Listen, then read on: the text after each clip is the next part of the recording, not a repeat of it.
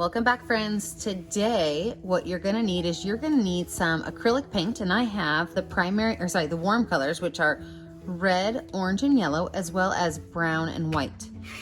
I have my elements of art paper here just so we can kind of remember that we're studying the word color. You're also gonna need a small piece of paper. Mine is 6 inches by 4.5 inches. A couple of leaves that I pulled from my backyard and a pencil. And these pencils need to have a nice clean eraser because we are going to be doing dots just like we did last week when we studied the George Seurat and we made our primary secondary color mixes. So I want you to first of all look at these couple pictures by George Seurat and see if you can notice how he blended his colors by using small dots. And if you remember from last week, that's called pointillism. So look at these pictures and see if you can notice how he did that.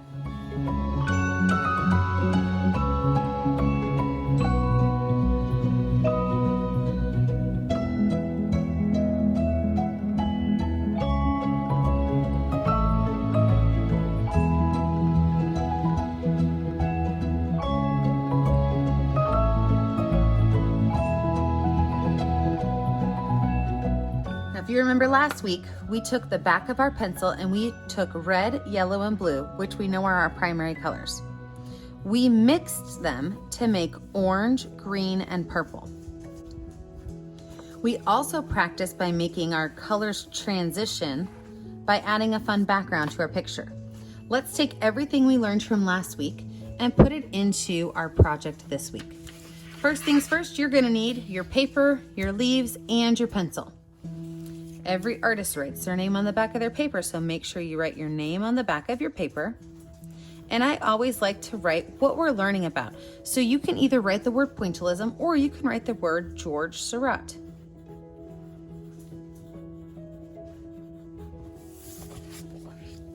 Then I'm going to take my leaves and I'm going to set them down on my paper and I'm going to trace them. Now, this leaf has a lot of jagged edges. It would take me a really long time to trace that. So I'm gonna bubble around the leaf so that I get the leaf shape, but I'm not so worried about the jagged edges.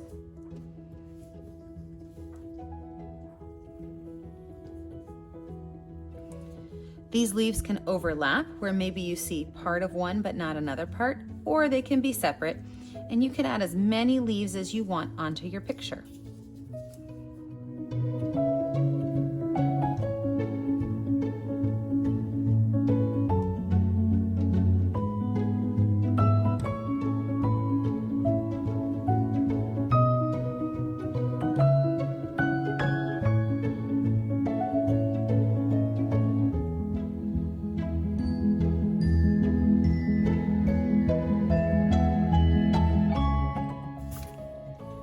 Now that I have my leaves down on my paper, I'm gonna think to myself about what the fall colors look like.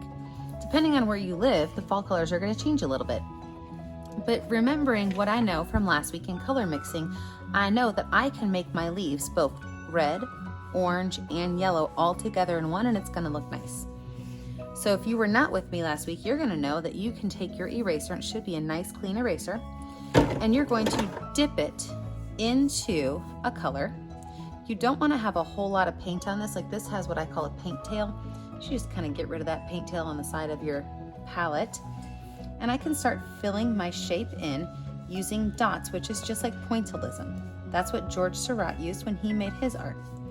I'm going to go through this whole entire leaf and I'm going to fill it in using these polka dots. Now when I do that, I can think to myself, well, to make this simple, I can use just yellow. But if I want to think like an artist, like George Seurat, what I might do is take those polka dots and start to add a second color in. What color do you think would look good with my yellow? Could I use red? Of course I could. Could I use orange? Yep. How about brown or white? Absolutely. All the colors that are on your paint palette today will look nice being mixed with the yellow color. My challenge for you is to make each of your make each of your leaves different. Maybe you're gonna have one that's mostly yellow and orange, maybe one that's red and brown, How creative can you get when you're making your pointillism leaves like George Seurat made his pointillism art?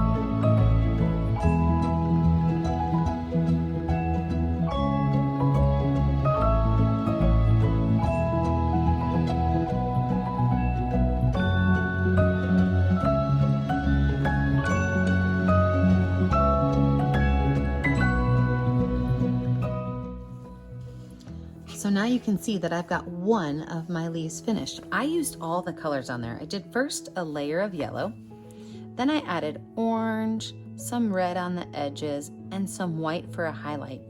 I went in with my brown and put some brown on my stem so that it looked like a fall leaf. If I need some detail points, I can always use the tip of my pencil, and I can do very small dots. Maybe if I want to do the veins of my leaf, I can do very small dots right along my center for my veins.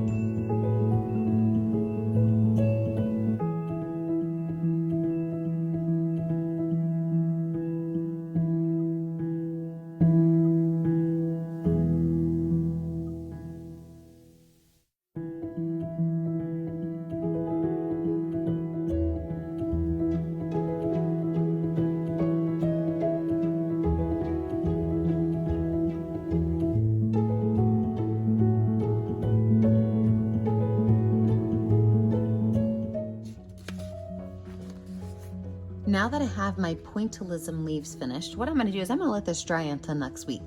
Next week, we're going to use another type of pointillism and we're going to do our background.